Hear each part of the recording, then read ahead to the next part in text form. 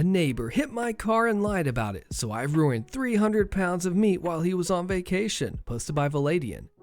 This happened about 5 or 6 years ago. For some context, my neighbor, we'll call him Chester, is your stereotypical weekend outdoorsman type. He owns at least 10 different baseball caps, and they all have camo on them. He's one of those. He drives a Jeep, which will be important later, and usually spends his weekends either hunting, fishing, or prepping for when the bombs drop. I tried to explain to him once that we were within the fallout range of a major city, so if it got hit, we'd be screwed either way, but whatever. Everyone needs a hobby, and some people's is collecting canned peaches. 2 weeks before the revenge, I came outside to see my car had a broken window on the passenger side, and that part of the frame was dented just above the door handle. I can tell immediately from the size and the shape of the dent exactly what it was from. As I said, my neighbor, Chester, drives a Jeep, and mounted on his front grille is a cable winch that he uses for pulling stumps and whatnot. It juts out almost 1.5 feet in front of the bumper and is made of solid metal. Anyone with a picture of the winch and the shape of the dent in my car could CSI that crap just from eyeballing it.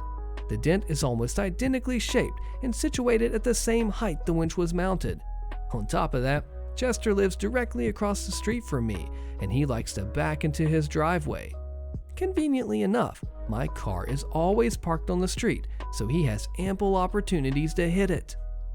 I asked Chester about it, and without saying anything, he shook his head while biting his lip like some clueless cartoon character. I then asked if anyone who borrowed his car might have done it, because the winch itself was pretty scratched up, almost like he's been ramming it into things all over town. Again, Chester silently shakes his head and then tries to tell me it was probably teenagers.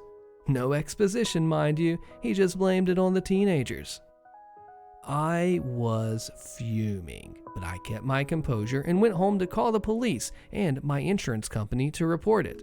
I managed to get a competent police officer who told me point blank that it was clear what happened, but without a witness, it would be pointless to try and prove it. The insurance agent was equally certain of Chester's guilt, but ended up recommending that I pay out of pocket for the repair. Since I was parking on the street, it was a factor the insurance company might use against me if I filed the claim. When it came time for them to recalculate and adjust my monthly rate, I could see a significant increase. A few hundred out of pocket right now could save me several hundred a year going forward if my rate was increased due to my own negligence, which is what the claim would, unfortunately, be categorized as. Raw deal for sure, but at least he was honest with me. Fast forward to 2 weeks later, Chester and his family are going up north to rough it in nature for a week, and despite my cold attitude towards him in recent days, he asked me to keep an eye on his house while he's gone, since I'm the only person in the neighborhood that he trusts apparently. I agreed to do it, not because I had any type of revenge in mind, but because he gifted me a large case of beer for my service. His one request was that I call him if we have any extreme weather, because he'd need me to check up on something. 2 nights after he left, we had a nasty storm. Wind and hail and even a few rolling blackouts. The next morning I called Chester to ask what he needed me to check on, but he didn't answer. Knowing Chester, he'd probably set up camp in some rural part of America with no dang cell phone service, even though he asked me to call him if this happened. After a few failed attempts, I went over to his house to inspect for any potential issues that might have arisen from the weather. I figured he was probably worried about his garage flooding, since his yard was frequently a moat after heavy rain. I went into the garage and there was no flooding, but something caught my eye immediately. 4 large freezer chests lined up side by side, taking a huge chunk of the wall up. I peeked inside one and I immediately realized what Chester was worried about. All 4 of them were packed from floor to lid with meat. Some of it was still in packages from the grocery store, and some of it was wrapped in butcher paper, likely game picked up from Chester's hunting exploits. But on top of one of the freezers was something else that seemed out of place. It was a red Solo cup full of frozen water with a penny sitting on top. I thought that was weird and dismissed it immediately. But curiosity got the better of me later that day when I got home. I decided to Google it, and what I learned instantly clicked as a way to get the ultimate revenge on Chester for hitting my car and sticking me with the repair bill. There's an old life hack that people used to use when they went on vacation. You freeze a cup of water and then place a penny on top of it and stick it in your freezer. If your power goes out, the water will eventually melt and the penny will fall to the bottom of your cup. If you return home and the penny is at the bottom of the cup, your freezer was off for an extended period of time, and now everything in it has potentially defrosted and become unfit for consumption. I immediately got up and ran back to Chester's garage to scope out the legitimacy of my nefarious deed. As luck would have it, Chester's circuit breaker was hidden behind a tool shelf, not directly visible to the naked eye. Who would put a shelf in front of a circuit breaker? Chester, of course. So I promptly took the cup out of the freezer and sat it on Chester's porch to let it get a little sun. After a few hours, the ice had melted enough that the penny slipped right to the bottom of the cup. I then put the cup back in the freezer, being very careful to position it exactly where it was when I took it out, before moving on to the last phase of my insidious plan. I started blowing up Chester's phone with calls and frantic text messages. "Chester, where's your circuit breaker? I can't find it and your power is off. Get back to me ASAP." I did this countless times over the next 2 days before I finally got a call back from Chester. He told me immediately where to go in his garage to find the circuit breaker, which, of course, I already knew thanks to my prior detective work. I sat the phone down and flipped the circuit breaker twice. Once to turn it off, and then a second time to turn it back on, giving it just enough time to mess with the digital clocks on all his appliances. And with that, my revenge was complete. All that was left was for Chester to come back home, which took another 2 days. When Chester got back home, I was nervous, but eager to see if my charade had worked. The next day, I got a knock on my door. It was Chester. He asked me if I wanted some meat to give to my dogs. Apparently, the power had been off for too long, and all the meat in his freezers had thawed out while he was gone, so he was throwing it out. I asked him how much he had, and he said it was probably somewhere close to 300 pounds. He didn't want to waste it all, so he asked if I wanted to give some to my dogs. I graciously helped myself to roughly half a freezer's worth of meat, some of which I stored in my own fridge, and the rest Chester was nice enough to offer to hold on to in his freezer until I needed it. The kicker is that Chester had no idea the meat actually never defrosted and was still perfectly good. That night, I helped myself and my dogs to a couple of nice steaks, courtesy of old Chester himself, who was still busy walking the neighborhood unloading the tainted meat on anyone who had a cat or dog that might want it. It was at least 4 or 5 months before me and my dogs went through all the meat that Chester had given us. I don't know if I made all my money back for the repairs on my car, but I didn't have to buy any meat for many a fortnight. He literally probably cost Chester over $1,000 of damage. I mean, 300 pounds of meat, that's a lot of a cow right there. What do you think? New neighbor walks into our house because she knew the previous owner. Posted by Feman26, Iron Man. The cast is me, fiance, my dad, and the entitled neighbor. So this happened 2 years ago when my fiance and I bought our townhouse. Here's some backstory. We found a townhouse for sale in a complex. It was in our price range, but it needed some work, mainly the basement.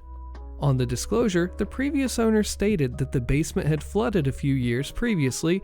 However, the basement was carpeted and it had never been replaced or cleaned, so it smelled mildewy. The way the house is set up, there are 2 entrances, the front door and a door in the basement, both with doorbells. The basement was in 2 sections, an office and a playroom with the outside door. Now this is relevant for later. Okay, back to the story. I took a week off work and my fiance was only able to take 2 days off so that we could start cleaning and prepping our new house. First full day, we had cut the basement carpet out and started scraping the glue off the floor. When my fiance was back at work, I was there alone cleaning. My father is a bit of a handyman and he was really excited about us getting a house, so he was going to come down and help us. I was in the basement sweeping and cleaning, and because of the amount of dust, I left the door to the outside open and then went into the office to start cleaning in there, and that's when my father calls. Here's how I remembered the conversation going. "Hi, Dad." "Hey, kiddo, how's the new place?" "I need some work." "I am about to leave here. Do you need me to bring any tools down?" I turned to leave the office. "Oh no, I don't think so. Oh my goodness, who are you?" There, in the middle of the other section of the basement, was a strange woman, just standing there looking slightly disgusted by the mess. I nearly dropped my phone from the shock of a random person in our house. "Hi, I'm the entitled neighbor. I live in the unit over there." Me, still in shock and extremely confused. What are you doing here?" Karen replies, "I know the previous owner." What?" "You know you shouldn't leave this door open. Squirrels can get in." She then walks out the door, closing it behind her. I'm still in shock, and I'm looking like a trout with my mouth open. I snap out of it when I hear my dad still on the phone. "Hello, is everything okay?" "I think I just met our neighbor." My fiance and I had a good laugh about it later.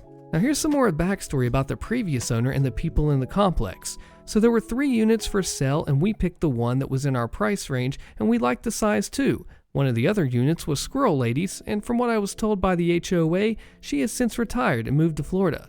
The other couple that was selling their unit was very nice, and they've also moved. But before they left, they told us the previous owner was not well liked and was a total Karen. Her only friend was Squirrel Lady, and they had both been living here for over 15 years. Nah, I don't think the previous owner moved because people didn't like her. She was at least 80 when we met, and the townhouse has 2 flights of stairs. Her being fed up with the place is probably why she shouted, "I'm done," and ran out. And strangely enough, Squirrel Lady was right. We did end up having problems with squirrels. We even got a flying squirrel in our house once, but that's another story. Terrible Karen neighbor story time, and guess what? They live in an HOA. It's called Fool Me Twice, Screw You, posted by PLang67. About a month ago, my neighbor, who I have always gotten along with and am now friendly with, despite her entitled behavior, told me that she wants to add purple streaks to her hair. She asked my opinion because I'm a licensed cosmetologist, but no longer work in the field due to health reasons. My neighbor has money, and her financial situation is very comfortable, and she can easily go to a salon to get her hair done. But because she is high risk and refuses to get vaccinated, they want to put a tracking chip in her, she's not kidding, she won't go to a salon. I explained the process of adding purple streaks to her hair is labor intensive and requires that she bleach her hair first to a light yellow and then tone with a light purple color. 2 months ago, she dyed her hair black with box color. Box color is the crap that you can buy retail and not professional hair color. It's crap because they will add things like metallic dyes to the color, and bleaching may literally make your hair melt off your head. Bleaching after using box color ends with questionable results, but she did not listen to me. I told her to buy a California cap, which is a rubber cap, and pull the hair through that she wants to bleach, what bleach to buy, which volume developer, and how to pick her purple color and developer for the toner. I also told her there was no way I could do her hair. I can't stand up long due to my condition to help her. I stressed this several times. Instead, I helped her write down everything, and she seemed okay with it, and said her friend was going to help her. I wished her good luck and promptly forgot all about it. I forgot until the Memorial Day weekend when she called me in a panic, screaming her hair was all messed up, and I had to come help her. I hobbled my way to her place, and when I get there, I see a plastic highlighting cap in her hand. Not the one I told her to buy, and the friend looking confused. Her hair was in no way messed up. They hadn't done anything. My entitled neighbor starts ranting how the cap wasn't working, how it pulls too much hair through, how the hook to pull the hair was stabbing her head, and how I had to do her hair for her right now. She put me on the spot and kept the pressure on until I agreed to foil her hair for her. I just wanted to keep the peace, as she is close to the HOA board members and my next door neighbor. I have seen what she does to people who tick her off, and I didn't want to cause a scene. So I stood there in a considerable amount of pain and foiled her hair and toned it. She was happy, and I thought that was the end of it, so I left. She called me the next day and demanded that I come back and add more highlights because she said it wasn't enough. By now, I was ticked. The first time, I did it to myself by not embarrassing her in front of her friend. This time, she is most definitely taking advantage of me and acting like a brat. I went to her place again to tell her that I would add a few foils, but she needed to keep an eye on the collar and finish it herself. She was not happy with me at all. I again explained how I could barely stand and was having difficulty keeping my balance. She looks me dead in the face and says, "What? Is this about money? I didn't offer to pay you the last time and now you're mad?" No. It's because you're selfish and don't listen. I can't help you anymore after I finish this."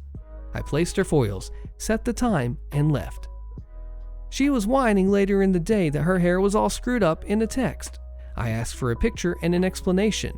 She stated that she wanted a purple streak in the back at the bottom, so when she pulled her hair up in a ponytail, you would see the purple. Her friend bleached it. After all, it clearly wasn't that hard to do, right? Ha! But they didn't leave it on long enough, and they turned her hair Ronald McDonald orange. I told her, "Sorry, I can barely stand, and I can't keep my balance. Just bleach it again until it turns light yellow. Wash it, towel it, dry it, and then tone it. Good luck." And now she is not speaking to me. I guess I should have led with the nope the first time instead of going over. No good deed goes unpunished, ever. Screw her. HOA Karen finds me and tries to take my kids away with an update. Click the video on your screen. You don't want to miss what happens in this one, and I'll see you there.